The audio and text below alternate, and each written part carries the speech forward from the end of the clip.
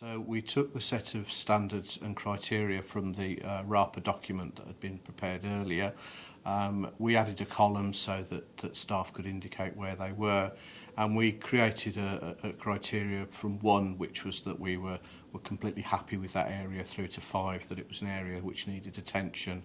with detail in between, so that staff could then evaluate their courses against that standard, against that pro forma. We ran the health check really to see where we were, to self-assess how well we were doing against the RAPA standards. For me, it was really useful, being relatively new to the college, as a way to find out what was working well and what areas we needed to focus on in terms of improving the quality of provision that we offer. The groups that we carried the health check out with was our discrete provision for students with learning difficulties and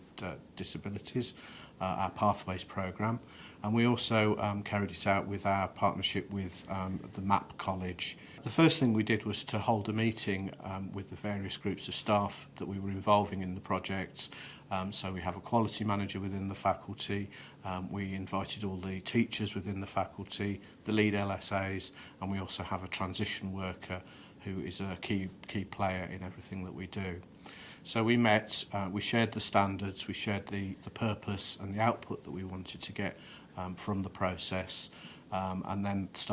they were all given a 2-week deadline to complete the paperwork, to return it to me, so that I could start to pull together the outcomes and see where there was consensus about what we wanted to do and where we needed to move forward. So we used the self-evaluation tool to establish where the many strengths that we have as a faculty are. It helped to identify that we'd made progress in areas that we'd been working on previously, but we were able to also identify that there were areas, particularly around our exit processes, that we needed to focus on and that we needed to do more work to improve what we do. The reaction of staff was very positive. They're all very positive about what they do. They're all very focused on the students, and they've been focusing particularly on the outcomes that students achieve. And they could see that this was relevant to helping us to move forward with the quality of that area of work. The key benefits to staff of carrying out the exercise were that they were able to identify and have reinforced the strengths that they were working on,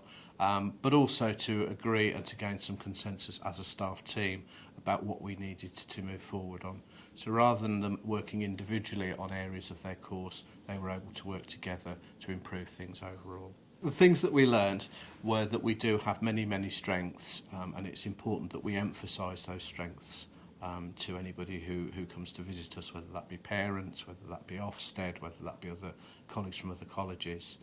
But it also taught us that there were 1 or 2 areas where we needed to focus our attentions. And those areas particularly were around when students leave the college and move on to the next stage of their life. And we were able to identify that we don't involve students sufficiently in evaluating the courses, that we need to involve parents more effectively in evaluating courses, and also that we need to track where students go and what they do with the learning that they've benefited from whilst they've been with us for 2, 3, 4 years afterwards. I think my advice to other colleges would be to start quickly, not to hang about and try and get it all running perfectly, but to come up with a tool to self-evaluate and get that working quite quickly, to turn it around quite quickly, to give staff the freedom to say what they want, to listen to staff, and then to use that to put together 1 or 2 key areas that they need to work on.